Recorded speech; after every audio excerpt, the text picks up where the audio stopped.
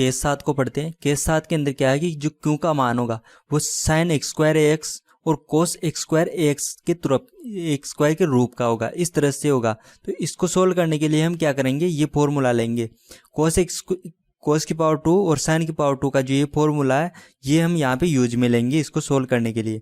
जब भी कोस की पावर 2 होगा तो हम इसको इस तरह से लिखेंगे और साइन की पावर 2 होगा तो हम इसको इस तरह से लिखेंगे।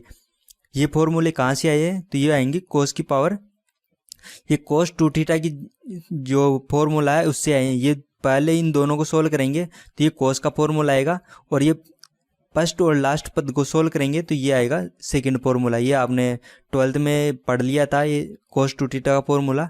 तो इसी को हम यहाँ पे यूज में ले रहे हैं और इसको सोल्व कर, इसको यहाँ पे ये मान इस तरह से रखेंगे तो ये हम आसानी से सोल्व कर सकते हैं क्योंकि हमने ये पढ़ा है P I equal to 1 upon function of D Q. और जब क्यू का मान होता है साइन ए एक्स और कोस ए एक्स,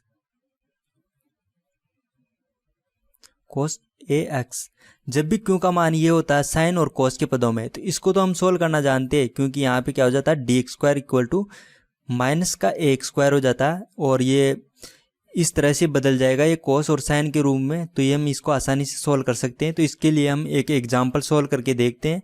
तो एग्जाम्पल सोल्व करेंगे, यहाँ पे एग्जाम्पल नंबर 12 है। एग्जाम्पल नंबर 12 को सोल्व करके हम इसको समझते हैं कि हम किस तरह से इसको सोल्व करेंगे। तो यहाँ पे देखो, यहाँ पे पहले से गुणनखंड करके यहाँ पे दे रखा है। तो यहाँ पे फंक्शन ऑफ डी लिखूंगा मैं इस तरह से।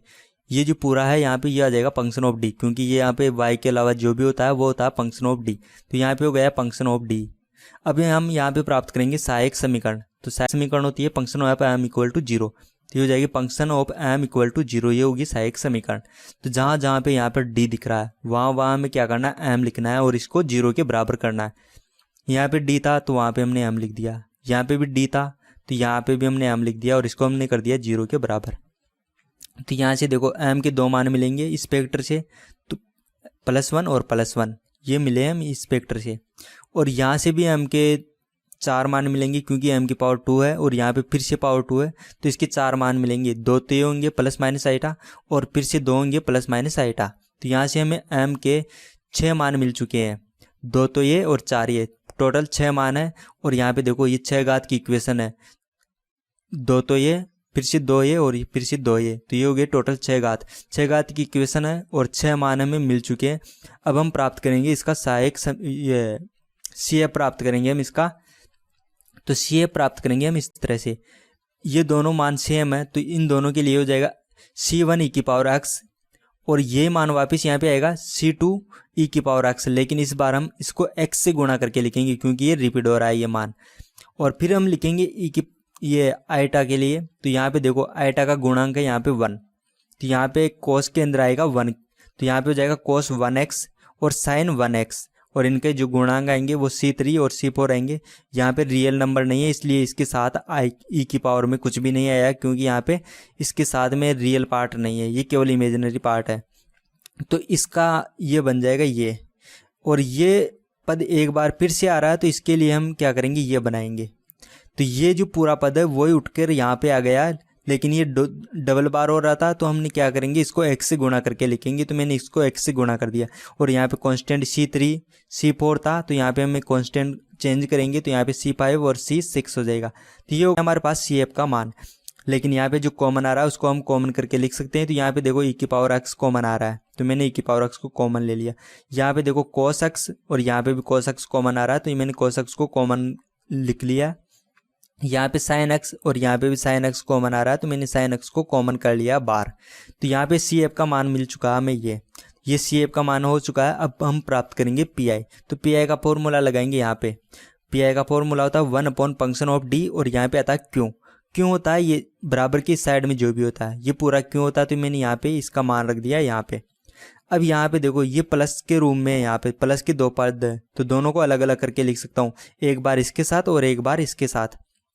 तो एक बार तो साइन एक्स स्क्वायर x/2 के साथ में लिख दिया हमने, फंक्शन ऑफ डी था यहाँ पे तो फंक्शन ऑफ डी का मान हमने यहाँ से लिख दिया। ये जो पूरा है ये फंक्शन ऑफ डी है तो मैंने यहाँ से ये मान रख दिया।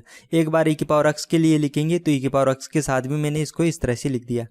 अब यहाँ पे देखो यहाँ पर इस पद के अंदर तो d equal to 0 d equal to 1 कर देंगे, क्योंकि ई का जो गुणांक है यहाँ पे x का वो 1 है। तो यहाँ पे इस पद में तो हम लिखेंगे d इक्वल टू 1। और यहाँ पे हम साइन का जो वो फॉर्मूला था हमें अभी पढ़ा था वो हम यहाँ पे यूज में लेंगे। तो यहाँ पे देखो साइन के लिए फॉर्मूला है ये साइन की पावर 2, तो साइन की पावर 2 को हम लिखेंगे 1 माइनस कोस 2 थीटा अपॉन 2। तो यहाँ पे देखो यहाँ पे थीटा बाई 2 है, तो यहाँ पे भी यहाँ पे थीटा के स्थान पे x बाई 2 है यहाँ पे, तो थीटा के स्थान पे x बाई 2 लिखेंगे तो हमें ये मिलेगा यहाँ पे। तो यहाँ पे हो जाएगा 1 माइनस कोस x बाई 2। तो अब हम इसको इस तरह से सॉल्व करेंगे और यहाँ पे d जहाँ जहाँ d है वहाँ पे क्या लिखेंगे 1, लेकिन देखो इस फैक्टर में d के स्थान पे 1 लिखेंगे हम, तो ये तो अपरिभाषित हो जाएगा, तो यहाँ पर हमें नहीं लिखना है। लेकिन यहाँ पे d का मान 1 लिखूंगा तो हमें कोई प्रॉब्लम नहीं होगी, वैल्यू मिल जाएगी। तो यहाँ पे हम वैल्यू रख दी हमने 1, लेकिन हमने यहाँ पे नहीं रखी। यहाँ पे क्यों नहीं रखी है? क्योंकि यहाँ पे 1 रखेंगे तो ये 0 हो जाएगा और ये इसको अपरिभाषित कर देगा। तो जिससे मान प्राप्त हो जाता है वहाँ वहाँ हम d का मान रखते हैं, और जहाँ से अपरिभाषित प्राप्त होता है वहाँ पे हम d का मान नहीं रखते हैं। तो हमें ये इक्वेशन मिलेगी। अब इसको आगे सोल्व करेंगे, तो ये इक्वेशन हमें मिल गई थी। इसको आगे हम सोल्व करेंगे तो क्या करेंगे कि 1/2 है, तो ये जो पूरा फंक्शन है एक बार तो 1/2 के साथ में आएगा, फिर दूसरी बार आएगा -1/2 cos x के साथ आएगा, और ये अलग से हो रखा है। तो मैं इसको इस तरह से लिख देता हूँ अलग अलग करके। यहाँ पे 1/2 के साथ में आ गया, और सेकंड टाइम में ये क्या हुआ कि 1/2 यहाँ पे देखो cos वाला 1/2 था तो वो तो आ गया बाहर, और ये cos था तो इसको मैंने इस साइड में ले लिया, क्योंकि यहाँ पे था ये 1/2 cos के साथ में था, तो कांस्टेंट था तो मैंने इसको बाहर ले लिया। और यहाँ पर देखो यहाँ पे 1 और ये 1, ये तो हो गया 2 की पावर 2 हो जाता 4, तो यहाँ पे हो गया ये 4, और ये d-1 की पावर 2, तो ये d-1 की पावर 2 यहाँ पे ऐसे कैसे आ चुका है। अब इसको सोल्व करेंगे तो यहाँ पे देखो इस पद के अंदर तो क्या है, ये कांस्टेंट वैल्यू है, और जब भी कांस्टेंट आता है तो हम क्या करते हैं d का मान रखते हैं 0। तो ये जो पद है इसके अंदर हम लिखेंगे d इक्वल टू 0, और यहाँ पे dx² का मान रखेंगे हम। तो यहाँ पे मैं बता देता हूँ, यहाँ पे हम लिखेंगे dx² का मान हम लिखेंगे -1, क्योंकि यहाँ पे इसका गुणांक है 1, तो 1 की पावर 2 होती है 1, तो यहाँ पे जाएगा -1। और यहाँ पे तो हम फॉर्मूला लगाएंगे, क्योंकि यहाँ पे इनफाइनाइट हो रहा है, तो इनफाइनाइट होता है तब जो फॉर्मूला लगाते हैं वो लगाएंगे। तो यहाँ पे हम इसको इस तरह से सॉल्व करेंगे, जहाँ जहाँ d था वहाँ हमने 0 रख दिया यहाँ पे, और ये जो पत्ता जहाँ जहाँ dx² है वहाँ पे हम लिखेंगे -1। तो यहाँ पे भी हमने -1 लिख दिया, लेकिन यहाँ पे नहीं रख सकता मैं, इस पद में मैं नहीं रखूँगा, क्योंकि इस पद में यदि मैंने d का मान रख दिया dx² का मान तो वो इसको अपरिभाषित कर देगा, तो यहाँ पे इनफाइनाइट हो जाएगा। तो मैंने यहाँ पे नहीं रखा, इसको छोड़ दिया, जहाँ जहाँ d की पावर 2 थी वहाँ पे मैंने मान रख दिया। और यहाँ पे देखो 1/4 पहले से था, और यहाँ पे इसको सोल्व करेंगे तो ये पावर 2 है तो x की पावर 2 हो जाएगी, और 2 की पावर फैक्टोरियल आ जाएगा नीचे बटे हुए में, और e की पावर x यहाँ पे सेम टू सेम रह जाएगी। ये सोल्व करना हमने पहले पढ़ लिया है। अब इसको आगे सोल्व करेंगे तो ये आएगा इस तरह से, इसको पूरे को सोल्व करेंगे तो ये आ जाएगा 1, और ये 1/2 ऐसे कैसे आ जाएगा, तो ये हो जाएगा 1/2।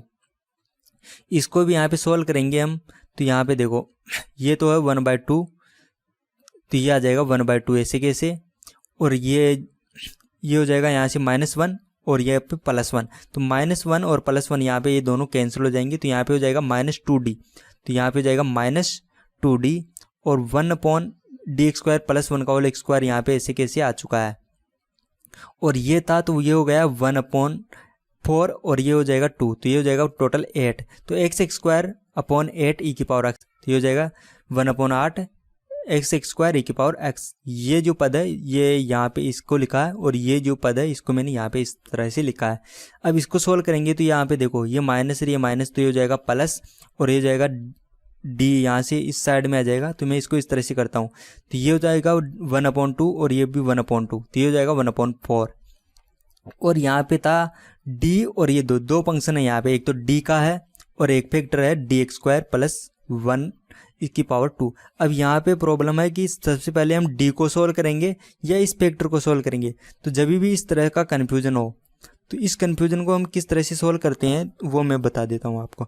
यहाँ पे हम 1/d को पहले सोल्व कर रहे हैं, क्यों? क्योंकि 1/d क्या होता है, इंटीग्रेशन। तो हम cos का इंटीग्रेशन करेंगे तो cos के अंदर चेंज नहीं आएगा, cos से साइन में बदल जाएगा। लेकिन यदि पहले मैं इसको सोल्व करता मैं डी को बाद में सोल्व करता और डी एक्स स्क्वायर प्लस 1 को पहले सोल्व करता। इसको सोल्व करता तो हम क्या करते हैं कि इस तरह से करते हैं, इस तरह से सोल्व करते हैं। तो यहाँ पे देखो एक्स की पावर में कुछ आ जाता, तो यहाँ पे क्या होगी, एक्स की पावर बढ़ जाएगी। जिस पद से एक्स की पावर बढ़ती है उस पद से हम इसको सोल्व नहीं करते हैं। मैं यहाँ पे करके बताता हूँ आपको कि यदि मैं इसको इस तरह से लिखता 1/d कर देता और इसको सोल्व करता मैं पहले 1/d की पावर 2 प्लस 1 की पावर 2 cos x, यदि मैं इसको सोल्व करता यहाँ पे और इसको बाद में सोल्व करता, पहले मैं इसको सोल्व करता, इसको सोल्व करता तो देखो यहाँ पे डी एक्स स्क्वायर का मान हम रखेंगे -1।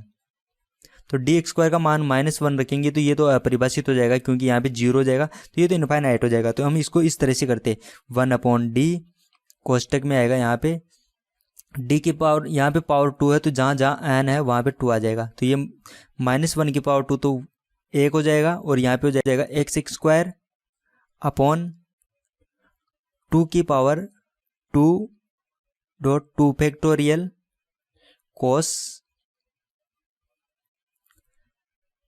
x प्लस पाई, इस तरह से हो जाएगा ये इसका हल। अब यहाँ पे देखो, यहाँ पे x की पावर बढ़ चुकी है, यहाँ पे x की पावर नहीं है, x की पावर कुछ भी नहीं है और इसको सोल्व किया तो हमारे पास x की पावर बढ़ चुकी है। जब भी x की पावर बढ़ेगी तो हमारा आंसर आ जाएगा गलत। इस तरह से हम सोल्व करेंगे तो गलत आएगा, लेकिन इस तरह से यदि हम पहले 1/d को सोल्व करेंगे तो x की पावर नहीं बढ़ेगी क्योंकि यहाँ पे इसका इंटीग्रेशन होगा और इंटीग्रेशन करने से इसकी पावर बढ़ती नहीं है। तो हम इसको इस तरह से सोल्व करेंगे आगे कि यहाँ पे ये 1/2 ऐसे कैसे आ गया और ये पद भी यहाँ पे ऐसे कैसे आ चुका है। और यहाँ पे देखो ये 1/d था तो वो हो गया इंटीग्रेशन में बदल गया है। अब इसका इंटीग्रेशन करेंगे कोस का, तो कोस का इंटीग्रेशन साइन के पदों में आएगा। तो मैं इसको इस तरह से करूँगा, तो ये कोस था तो ये हो जाएगा साइन और ये हो गया इस तरह से। अब हम ये फॉर्मूला लगाएंगे यहाँ पे, ये क्योंकि यहाँ पे इससे अपरिभाषित प्राप्त होगा तो अपरिभाषित नहीं हो, इसलिए हम ये फॉर्मूला लगाएंगे क्योंकि यहाँ पे d का मान आएगा dx स्क्वायर इक्वल टू -1 और dx स्क्वायर इक्वल टू -1 यहाँ पे रखेंगे तो ये अपरिभाषित हो जाता है। तो हम ये फॉर्मूला लगाएंगे।